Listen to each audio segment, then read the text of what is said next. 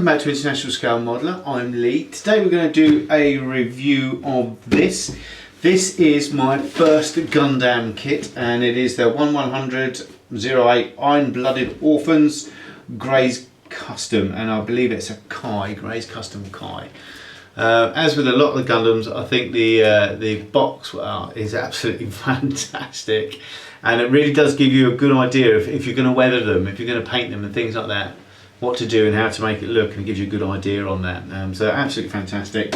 You look on the box itself, on the other side you've got like different poses. It says it's reposable and all these things. I'm obviously a little bit right out about the Gundam program and everything. Apart from that, then you've got this one here, which is just the front and rear elevations and how it builds up as well. Apart from that, nothing else on the box. Nice sturdy box. As you can see, it's quite a big box. It's very deep. And it's a lot bigger than I thought it would be, that's for sure. So let's have a look inside. And the first thing that you see when you open the box up is the amount of plastic that's in there. There's literally loads of it. Now this, I believe, if I remember rightly, cost me £17 from eBay. I think I got it straight from Japan, £17. And I think postage was £8. So all in, it was £25, which, to be honest with you, I think is a great price. You look at the amount of plastic that's there for 25 quid, and I do believe it's going to, go up to about yay size, so a good size in total as well. So what we're going to do, let's have a look at the first bit of plastic. Now, these are Bandai kits, and I'm a big fan of Bandai, as you know, from my Star Wars reviews and things like that. I think they're an absolutely fantastic manufacturer, and their precision is spot on, their moulding is spot on. And these kits, although they are clip together kits, you can glue them like I have done with the Star Wars models and still leave them posable as well. And you can weather them and change them to your heart's content. I mean, what a lot of people have done lately is they've built them up just as they are out of the box to have a look at them, which you can do, you can get a feel, but then you can take them apart again and paint them and weather them and then pop it back together again and then glue everything in place, all this armour and everything. How they build up is like a skeleton, and then you add all this armour on afterwards and everything. So I think it's great that you can have one or two options as well. You can have it normal, you can build them just as a quick build, or you can do them as a more in-depth build as well. But anyway, have a look at this bit of plastic here. We'll have a look at this one first. As you can see, there's bits of armour and the such here. Again, as with all Bandai, the moulding is really nice. It's clean, crisp and sharp. You don't get any blemishes. As you can see, the moulding is fantastic. All the way across. I've yet to see a problem, touch wood, with a Bandai kit at all at the moment. I just think they are the manufacturer at the moment to beat. I don't think anyone comes close to them at the moment. Although saying that, I have to say Tan Model are engineering wise are as good, but it's a different subject obviously. So this one, we've got his sword on there, and unlike a lot of model kits, that sword is actually straight and flat. A lot of times it will come warped. And again, all the engraving, the thing is with the Gundam kits, when you do a review of them, it's very hard to do one without them built up. There is a lot of plastic, but the majority of them are just parts. And it's not until you actually put it all together and as a whole thing, that it becomes, you can see what it is and how good the kit actually is. And on here we've got, obviously you've got different coloured sprues. So this is if you don't want to paint it or weather it, you can literally just pop it together and the colours are already there. Again, I love the way the Bandai technology is the fact you can see here you got yellow added to green to black to white. You got these special sprue gates here, how they connect. It's the same as the Star Wars kits, are built exactly the same as the Gundam. There's no difference between the engineering involved whatsoever, or the process by the looks of it. But they are fantastic bits of kit. As you can see here, there's obviously all the head and shoulder part and the breastplates and everything. And it looks like some form of a big weapon there. That's fantastic, like a bazooka sort of thing. And you've got these little orange bits which go inside here by the looks of it. So very nice indeed. More armour, and we've got another multicoloured sprue here. Again, whites and yellows and greys and greens, and more weapons there, and lots more bits and bobs and skilly bobs, which I'm sure is going to be the case with most of these sprues. There's nothing, it's like, unlike a lot of kits, even the head is built up of several parts, so even that is going to be different, and that looks the mirror of what's on part of another sprue as well that we've already seen. And again, that one as well, it's exactly the same. So obviously one side is one part of the leg and the other side is another part of the leg. As you can see, we're quickly whipping through this, because it's not like it's just not like a military model where you can tell the parts and things like this. But I mean, all I can keep reiterating really is the fact that it is beautifully moulded, and you see how these bits fit together. You look at it and go, oh God, it's a bit childish, or you know, it looks a bit easy, but when you get them together, they are great fun. They're brilliant mojo breakers as well. If you hit a slump, these things, I can imagine. I mean, I built the Star Wars Stormtrooper in an evening. I was going to break him down again and weather them and everything, but what I'm going to do is I'm going to get another one, have one weathered, one new.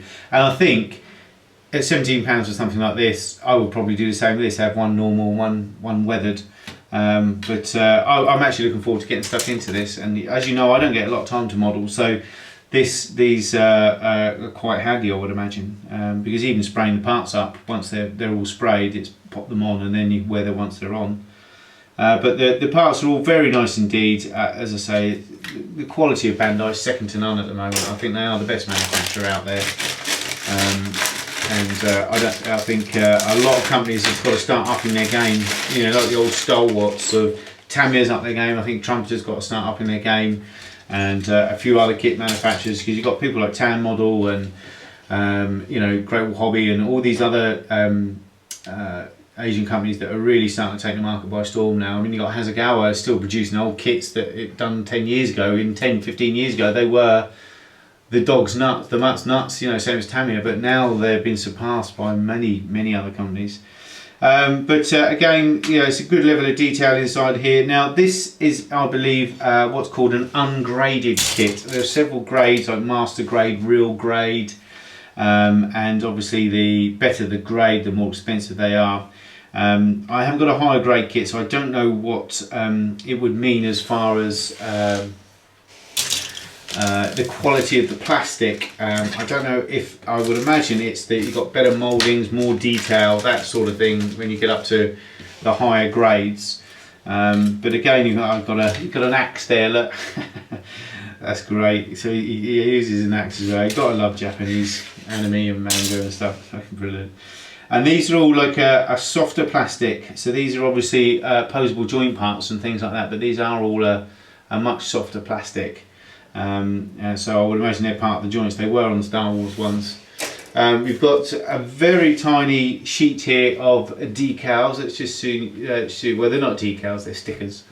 As you can see, let me just get that shiny bit away from there. You go.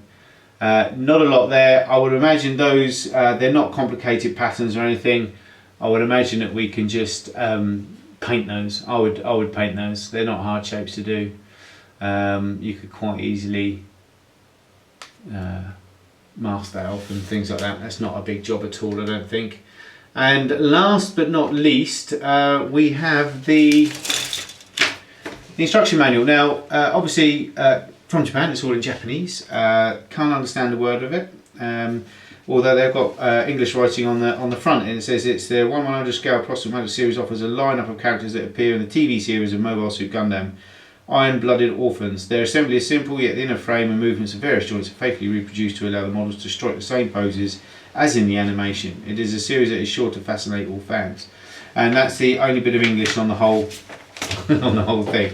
But these are for the Japanese market. They're not very big in the rest of the world. I think there's quite a following in America and in Europe now as well. And I think Paul's to blame for that. Right, so you've got a write up there about the Graze Custom, and if I remember rightly, I've seen it somewhere on another site. It's Graze Custom Kai, which is this one, and I just like the look of them. I like the Gundam. I've got to say, I'm not a fan of the Gundam where they've got all these millions of things and fans coming out their back, and they look really completely weird. I love these like military style Gundam. Then there's a few of them like this, all different ones. And I would imagine these would be the ones I would go for, these looking ones.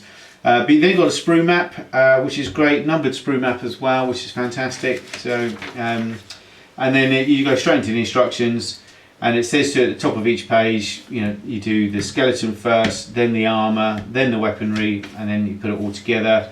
Tells you how to click things the right way and the wrong way, etc., etc. I would imagine. And then you've got actually symbols using instructions. That was a bit of an English. Stick a number, build specific parts, select a part to attach to opposite side, assemble this part later. Both identical parts, move the opposite side as well. So it does explain it in English, so you do have an idea, and there are other parts explanations in English as well, so that's great. So they have thought of the rest of the world as well.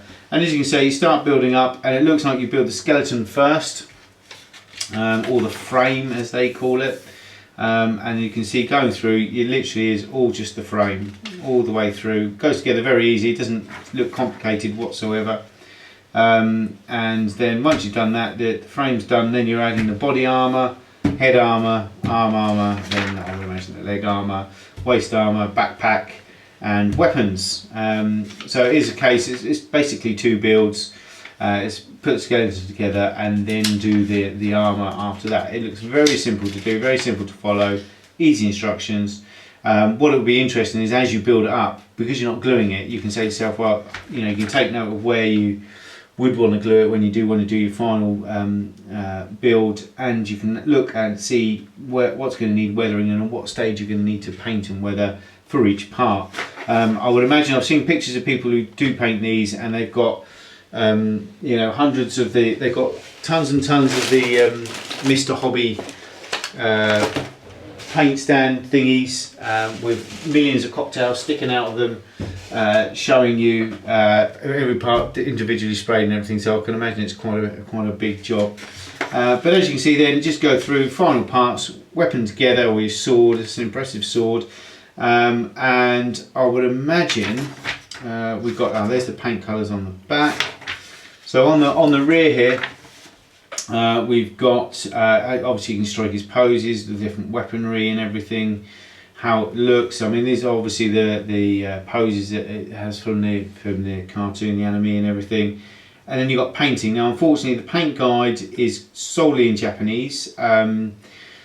But to be honest with you, as with anything like this, I think artistic license, because it's sci-fi, I think artistic license is given here. You can see the colours, and you can pick your best paint, whatever paints you've got. I mean, I've got Ammo and Tamiya and Hobby Colour. I would imagine Hobby Colour would be the one, because most manufacturers from Japan use Hobby Colour. It's one of those that you can use whatever colours you feel you want to. You know, I don't see any reason why there should be any other way to do it. Just whatever suits your feel at the time. But that is the 1100 Iron Blooded Orphans Graze Custom Kai from Bandai. To be honest with you, I'm really looking forward to getting stuck into that and building that. I'm hoping that I'm going to join a hangout over the next week or so, and I'll probably do that on the hangout and everything with the guys and see how I do. But I definitely want to wear that. I definitely want it to look a lot like this.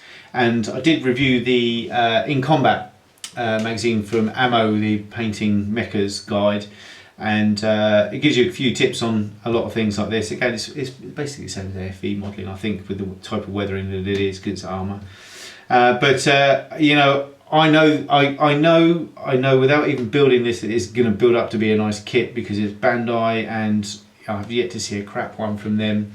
So that's another 8 out of 10 at least. I can't give it any more because I don't know too much about them, but I think that that's going to weather up and paint quite nice. I do love the style of it. I love the sort of thing. When you read a lot of 2000 AD like I did as a kid, there's a lot of this sort of the sort of stuff in there, which is the pre-runner to anime and manga and all that, I feel. But yeah, so 8 out of 10, lovely kit, can't wait to get stuck into it. And if I do enjoy it, I'm sure there'll be more on the horizon. And I've already looking at a couple of others that I want to get as well. So so for me, that's a thumbs up and at least an 8 out of 10. I think it's going to be more than that because it is Bandai. I'd probably like to give it a 9 really, but without building it or building one before, I can't really say. I'm not a professional at it. So but it's a great kit, and if you haven't built anything like this before, it's a lot like the Star Wars stuff.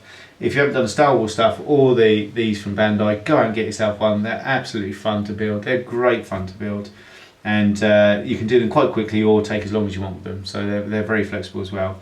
So that's it. Until next time, take care. Bye bye.